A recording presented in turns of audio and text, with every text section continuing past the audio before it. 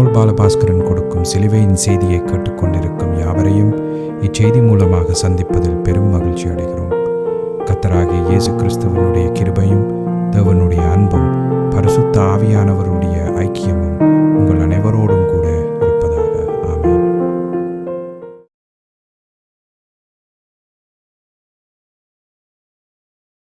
நான் போல் பாலபாஸ்கரன். நான் ஒரு இவாஞ்சலிஸ்ட். சிலுவையின் செய்தி என்ற இந்த நிகழ்ச்சியில் என் சகோதரர்கள், என் சகோதரிகள், என் நண்பர்கள் எல்லோரையும் மறுபடியும் சந்திப்பதில் நான் பெரும் மகிழ்ச்சி அடைகிறேன்.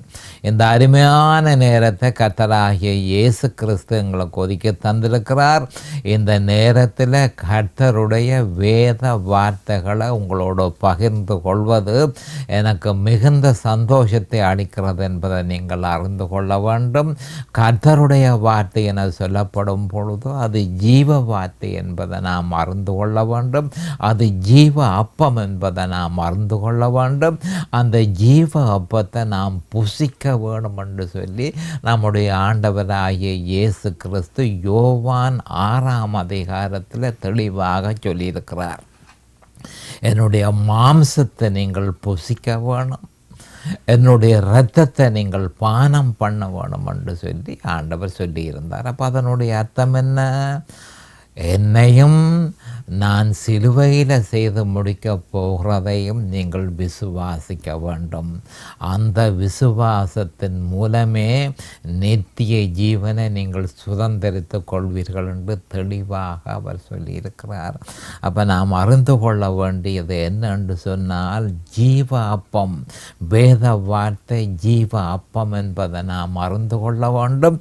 அந்த அப்பத்தை நாம் தொடர்ந்து புசிக்க வேணும் என்று சொல்லி தெளிவாக லூக்கா 9:23 நமக்கு கட்டளையாக கொடுக்கப்பட்டிருக்கிறத நாம் கவனத்திற்கு எடுத்துக்கொள்ள வேண்டும். இப்பொழுது நாம் வேத வார்த்தைக்கு போவோம். ரோமர் 8:13 மிக முக்கியமான ஒரு வேத வார்த்தை. மாம்சத்தின்படி பிழைத்தால் சாவீர்கள், ஆவியினாலே சரீரத்தின் செய்கைகளை அழித்தால் பிழைப்பீர்கள், அழித்தால் பிழைப்பீர்கள் என்று தெளிவாக சொல்லப்பட்டிருக்கிறது. மாம்சத்தை பற்றி சொல்லப்பட்டிருக்கிறது, ஆவியை, பரிசுத்த ஆவியை பற்றி சொல்லப்பட்டிருக்கிறது. அப்போ 2 விஷயத்தையும் தொடர்ச்சியாக முதலாம் வசனம் ரோமர் 8:1 இருந்து 8:13 வரையும் இருக்கிற சகல வேத வாக்கியங்களையும் பரிசீலனை செய்தால் ஏதோ ஒரு வழியில் மாம்சம் அங்கு குறிப்பிடப்பட்டிருக்கிறது. பரிசுத்த ஆவி தவறாமல் பரிசுத்த ஆவியானவரை பற்றியும் குறிப்பிடப்பட்டிருக்கிறது. அப்போ கிறிஸ்தவர்களின் தலையாய பிரச்சனை மாம்சம் என்பதை நாம் அறிந்து கொள்ள வேண்டும். அதற்கு தீர்வு பரிசுத்த ஆவியானவரிடத்திலேயே உண்டு என்பது நமக்கு ஞாபகம் ஊட்டப்படுகிறது. இந்த வேத வார்த்தைக்கு நான் தெரிந்து கொண்ட தலையங்கம், மாம்சத்தின்படி பிழைத்தால் சாவீர்கள், ஆவியினாலே சரீரத்தின் செய்கைகளை அழித்தால் பிழைப்பீர்கள், அழித்தால் பிழைப்பீர்கள். நாம் இப்பொழுது ஜெபத்திற்கு கடந்து செல்லுவோம். அரிமானங்கள் பிதாவே உமக்கு சோஸ்திரம், பரலோகத்தின் தேவனே உமக்கு சோஸ்திரம். பாவிகளாயிருந்த எங்கள் மீது தேவரீர் இரக்கம் கொண்டு உம்முடைய குமாரன் என்றும் பாராமல் அவரை எங்களுக்காக பலியாக சிலுவையிலே ஒப்பு கொடுத்து அவருடைய வெளியேறப்பெற்ற இரத்தத்தினால் தேவரீர் எங்களை எல்லோரையும் மீட்டு கொண்டீர். அதற்காக என்றைக்கும் சோஸ்திரம் பிதாவே. உம்முடைய குமாரன் இயேசு கிறிஸ்துவோடு தேவரீர் எங்களை இணைத்தீர். அவருடைய மரணத்துக்குள் எங்களை இணைத்தீர், அவருடைய அடக்கத்துக்குள் எங்களை இணைத்தீர்.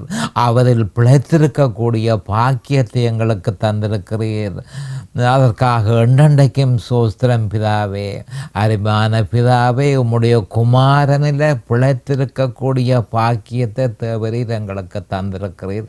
அதற்காக என்றென்றைக்கும் சோஸ்திரம். இந்த நேரத்தில் இதனை கேட்டுக்கொண்டிருக்கிற என் சகோதர சகோதரிகள், நண்பர்கள் எல்லோரையும் தேவரீர் ஆசீர்வதித்து அபிஷேகித்து உம்முடைய வேத வார்த்தைகளை அறிந்து கொள்ளக்கூடிய பாக்கியத்தை அவர்களுக்கு கொடுத்தருள வேணும் என்றும் அதே நேரம் அடியேனையும் அபிஷேகித்து அவர்களுக்கு நிதானமான முறையில் போதிக்க உம்முடைய பரிசுத்த ஆவியானவர் தாமே முன்னின்று போதனையை செய்ய வேண்டும் என்று இயேசு கிறிஸ்துவின் நாமத்தினால் கேட்டுக்கொள்கிறேன் பிதாவே.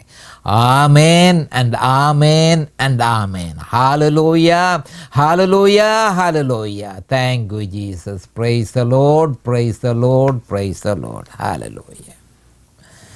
அப்போ நான் உங்களுக்கு ஏற்கனவே இந்த செய்தியில், குறிப்பாக கடந்த செய்தியில் இறுதியில் நான் உங்களுக்கு சொல்லியிருந்தேன், உலகத்தினுடைய வழிமுறைகள் தேவனுடைய பிள்ளைகளுக்கு எதிராக இருக்கிறது என்று நான் உங்களுக்கு சொல்லியிருந்தேன். உலகத்தில் அந்தி கிறிஸ்துவனுடைய ஆவி இருப்பதனால அப்போஸ்தலர் யோவான் 1 யோவான் 2:15 அவர் சொல்லியிருக்கிறத நாம் கவனத்திற்கு எடுத்துக்கொள்ள வேண்டும். உலகத்திலும் உலகத்தில் உள்ளவைகளிலும் அன்பு கூறாதிருங்கள். ஒருவன் உலகத்தில் அன்பு கூர்ந்தால் அவனிடத்தில் பிதாவின் அன்பு இல்லை என கூறியிருக்கிறார். அப்போ மாம்சத்தில் பிழைத்திருக்கிற அநேகர் உலகத்தினாலே ஆக்கிரமிக்கப்பட்டிருப்பதனால பரிசுத்த ஆவியானவர் தெளிவாக பவுல் அப்போஸ்தலர் மூலம் 2 கொரிந்தியர் 6:14-18 2 கொரிந்தியர் 7:1 சொல்லி இருப்பது ஒவ்வொரு கிறிஸ்தவர்களும் கவனத்துக்கு எடுத்துக்கொள்ள வேண்டும். துரதிர்ஷ்டவசமாக இந்த வேத வாக்கியம் எத்தனை முறைதான் போதித்தாலும் கிறிஸ்தவர்கள் இந்த வேத வாக்கியத்தை கவனத்துக்கு எடுப்பதில்லை. ஏனென்றால் கவனத்துக்கு எடுத்தால் உலகத்தை விட்டு விலக வேண்டி வருமே என்பதற்காக அநேகமான கிறிஸ்தவர்கள் கவனத்துக்கு எடுத்துக்கொள்வதில்லை. ஆனபடியால் மிகுந்த அக்கறையோடு இதனை நாம் அவதானித்து அதன் தாற்பயத்தை அறிந்து அதற்கு செவி கொடுத்து அதற்கு கீழ்ப்படிவோமாக இருந்தால் உலகத்தின் ஆக்கிரமிப்பிலிருந்து நாம் தப்ப முடியும் என்பது ஒவ்வொரு கிறிஸ்தவனும் அறிந்து கொள்வானாக. அப்போ 2 கொரிந்தியர் 6:14-18 பவுல் அப்போஸ்தலர் சொல்லியிருக்கிறது என்ன என்பதை பார்ப்போம். அவர் கொரிந்தியர்களை நோக்கி இதை சொல்லியிருக்கிறார். அந்நிய நுகத்திலே அவ்விசுவாசிகளுடன் பிணைக்கப்படாதிருப்பீர்களாக. அவ்விசுவாசிகளுடன் பிணைக்கப்படாதிருப்பீர்களாக. நீதிக்கும் அநீதிக்கும் சம்பந்தமேது, ஒளிக்கும் இருளுக்கும் ஐக்கியமேது, கிறிஸ்துவுக்கும் பேலியாளுக்கும் சாத்தானுக்கும் கிறிஸ்துவுக்கும் பேலியாளுக்கும் இசைவேது. அவ்விசுவாசியுடனே விசுவாசிக்கு பங்கேது. தேவனுடைய ஆலயத்துக்கும் விக்கிரகங்களுக்கும் சம்பந்தமேது. நான் அவர்களுக்குள்ளே வாசம் பண்ணி அவர்களுக்குள்ளே உலாவி அவர்கள் தேவனாயிருப்பேன், அவர்கள் என் ஜனங்களாயிருப்பார்கள் என்று தேவன் சொன்னபடி நீங்கள் ஜீவனுள்ள தேவனுடைய ஆலயமாயிருக்கிறீர்களே. ஆனபடியால் நீங்கள் அவர்கள் நடுவிலிருந்து புறப்பட்டு பிரிந்து போய் அசுத்தமானவைகளை தொடாதிருங்கள் என்று கர்த்தர் சொல்லுகிறார். அப்போது நான் உங்களை ஏற்றுக்கொண்டு உங்களுக்கு பிதாவாயிருப்பேன், நீங்கள் எனக்கு குமாரரும் குமாரத்திகளுமாயிருப்பீர்கள் என்று சர்வ வல்லமை உள்ள கர்த்தர் சொல்லுகிறார். அப்போ கர்த்தர் என்ன சொல்கிறார் என்று சொன்னால், அவர்களை விட்டு நீங்கள் விலகி போங்கள், அசுத்தமானதை தொடாதிருங்கள். அப்படி செய்வீர்களாயிருந்தால் நீங்கள் என்னுடைய குமாரர்களும் என்னுடைய குமாரத்திகளுமாக இருப்பீர்கள் என்று சொல்லி சர்வ வல்லமை உள்ள கர்த்தர் சொல்லி இருக்கிறார். மேலும் அது மட்டுமல்ல, 2 கொரிந்தியர் 7:2 சொல்லப்பட்டிருக்கிறது, இப்படிப்பட்ட வாக்கு தத்தங்கள். எப்படிப்பட்ட வாக்கு தத்தங்கள்? தேவனுடைய குமாரர்களும் தேவனுடைய குமாரத்திகளுமாக இருக்கக்கூடிய வாய்ப்பு உங்களுக்கு இருக்கிறபடியினால், இப்படிப்பட்ட வாக்கு தத்தங்கள் நமக்கு உண்டாயிருக்கிறபடியினால், பிரியமானவர்களே, மாம்சத்திலும் ஆவியிலும் உண்டான எல்லா அசூசியும் நீங்க நம்ம சுத்திகரித்து கொண்டு பரிசுத்தமாக்குதலை தேவ பயத்தோடே பூரணப்படுத்த கடவோம் என எச்சரிக்கை விடுத்திருப்பதை கிறிஸ்தவர்கள் சர்வசாதாரணமாக உதாசீனம் செய்கிறார்கள்.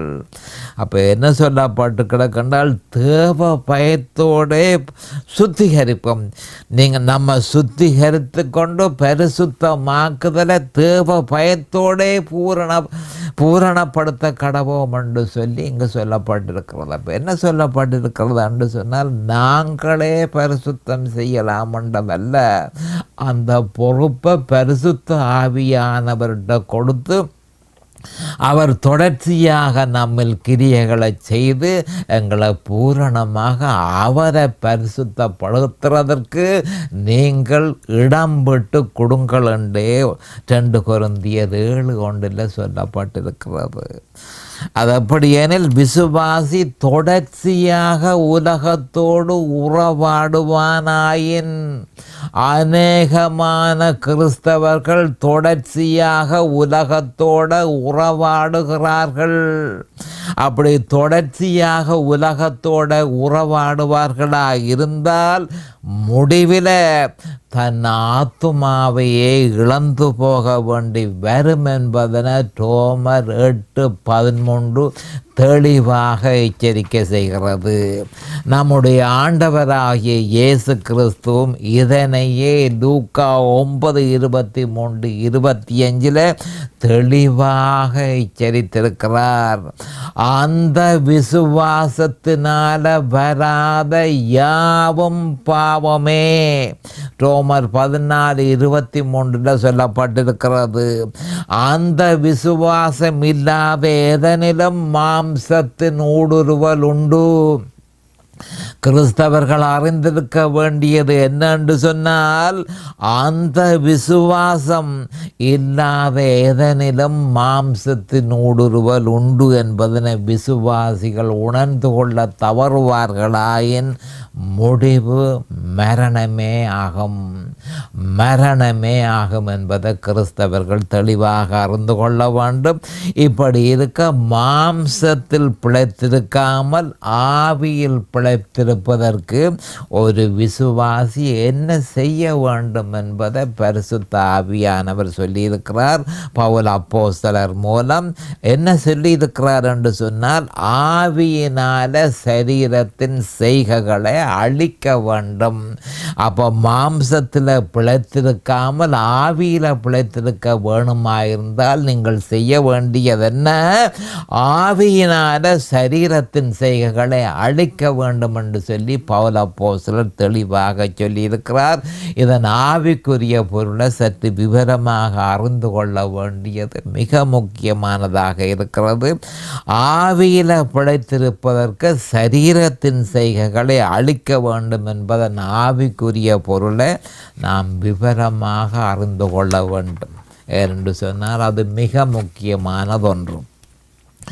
அப்போ பவுல் அப்போஸ்தலர் மீண்டும் மீண்டும் மறுபிறப்பு பெற்ற கிறிஸ்தவர்களுக்கே ஆவியினாலே சரீரத்தின் செய்கைகளை அழித்தால் பிழைப்பீர்கள் என்று கூறியிருக்கிறார். அப்போ அவ்விசுவாசிகளுக்கு சொல்லவில்லை. அதே நேரம் கிறிஸ்தவர்கள் என்று தங்களை பெயர் சூட்டிக்கொண்டு திரிபவர்களுக்கு சொல்லவில்லை. அப்போ யாருக்கு சொல்லப்பட்டிருக்கிறது என்று சொன்னால், மறுபிறப்பு பெற்ற கிறிஸ்தவர்களுக்கே சொல்லப்பட்டிருக்கிறது. என்ன சொல்லப்பட்டிருக்கிறது? ஆவியினாலே சரீரத்தின் செய்கைகளை அழித்தால் பிழைப்பீர்கள் என்று கூறியிருக்கார். அப்போ உண்மையான விசுவாசிகளுக்கு பரிசுத்த ஆவியானவர் அந்த தெரிவை கொடுத்திருக்கிறார். அந்த தெரிவின்படி அவர் விசுவாசிகளை நோக்கி மாம்சத்தின்படி பிழைத்தால் சாவீர்கள், ஆவியினாலே சரீரத்தின் செய்கைகளை அழித்தால் பிழைப்பீர்கள் என்று எச்சரித்திருக்கிறார். அப்போ இந்த எச்சரிக்கை உலகத்திற்கோ அல்லது ரட்சிக்கப்படாதவர்களுக்கோ கொடுபடவில்லை. ரட்சிக்கப்படாதவர்கள் பரிசுத்த ஆவியை அறியாதவர்கள் ஆனபடியால் பரிசுத்த ஆவியானவர் அவர்களில் வாசம் செய்வதும் இல்லை. யோவான் 14:17 இதனை குறிப்பிட வேண்டிய காரணம் என்னவென்றால், அநேகமான கிறிஸ்தவ சபைகளில் ரட்சிப்பு கணக்குக்கு எடுத்துக்கொள்ளப்படுவதில்லை. அநேகமான கிறிஸ்தவ சபைகளில் பரிசுத்த ஆவிக்குள் ஞானஸ்நானம் கணக்குக்கு எடுத்துக்கொள்ளப்படுவதில்லை. அவர்களுடைய கணிப்பின்படி ரட்சிப்பு, அதாவது இயேசு கிறிஸ்து ரட்சிப்புக்கு அவசியமில்லை, கிறிஸ்துவின் சிலுவை ரட்சிப்புக்கு அவசியமில்லை, பரிசுத்த ஆவியினாலே நிரப்பப்பட வேண்டியதில்லை, மனுஷன் தன்னுடைய பலத்தினாலே அதுகள் எல்லாவற்றையும் ரட்சிப்பை அவன் பெற்றுக்கொள்ள முடியும் என்று சொல்லி ஏராளமான சபைகளில் இந்த மாதிரியான போதனை நடைபெறுகிறத ஒவ்வொரு கிறிஸ்தவர்களும் அறிந்து கொள்ள வேண்டும். ரட்சிக்கப்படாமலே பரலோகத்துக்கு செல்ல முடியும் என பிரபல ஊழியக்காரர்கள்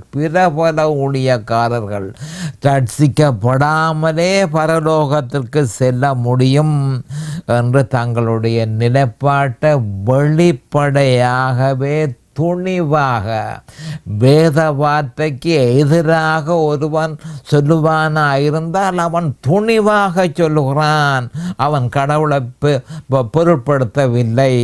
அப்போ துணிவாக அவர்கள் தங்களுடைய நிலப்பாட்டை வலியுறுத்தி வருகிறார்கள். அது என்ன நிலப்பாடு?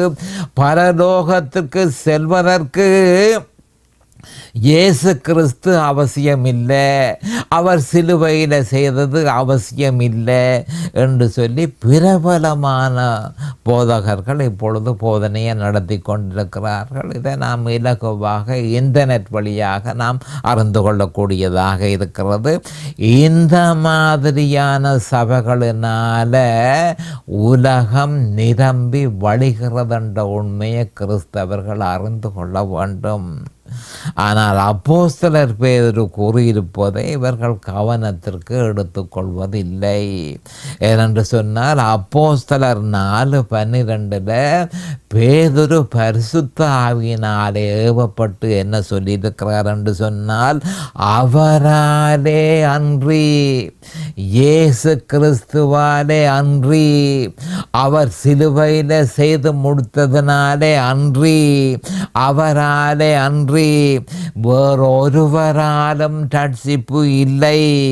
நாம் ரட்சிக்கப்படும்படிக்கு வானத்தின் கீழங்கும் மனுஷர்களுக்குள்ளே அவருடைய நாமமே அல்லாமல் வேறொரு நாமம் கட்டளையிடப்படவும் இல்லை என்று தெளிவாக கூறியிருக்கிறார். அப்போ இயேசு என்ற அந்த நாமம் இல்லையா இருந்தால் ரட்சிப்பு இல்லை என்பது தெளிவாக இங்கு சொல்லப்பட்டிருக்கு.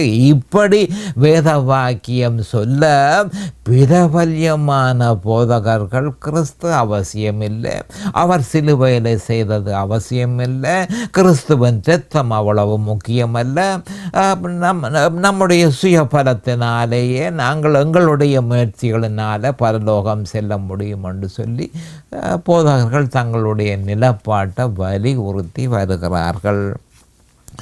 இப்படி இருக்க பரிசுத்த ஆவியினால் தான் சரீரத்தின் செய்கைகளை அழிக்க முடியுமே தவிர மாம்சத்தினாலே அல்ல என்பதன் ஆவிக்குரிய பொருளை சற்று விபரமாக பார்ப்போம். அப்போ ஆவியினாலே சரீரத்தின் செய்கைகளை எப்படி அழிக்க முடியும் என்பதை மிகவும் அவதானமாக நாங்கள் கவனிக்க வேண்டியவர்களாக இருக்கிறோம்.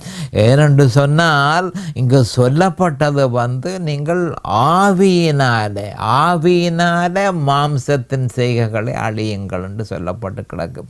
அப்போ பரிசுத்த ஆவியானவர் அவரே மாம்சத்தின் செய்கைகளை அழிக்க வேணுமே தவிர நாம நம்முடைய சொந்த பலத்தினால மாம்சத்தின் செய்கைகளை அழிக்க முயற்சி செய்யக்கூடாது. அப்போ நாம் அறிய வேண்டியது என்னவென்றால், ஒரு விசுவாசி ஆவியில் பிறந்து ஆவியினால் நிரப்பப்பட்டு ஆவியினால் கட்டுப்படுத்தப்பட்டு ஆவியினாலே கொண்டு போகப்பட்டு ஆவிக்கேற்றபடி நடக்க வேண்டியவனாக இருக்கிறான்.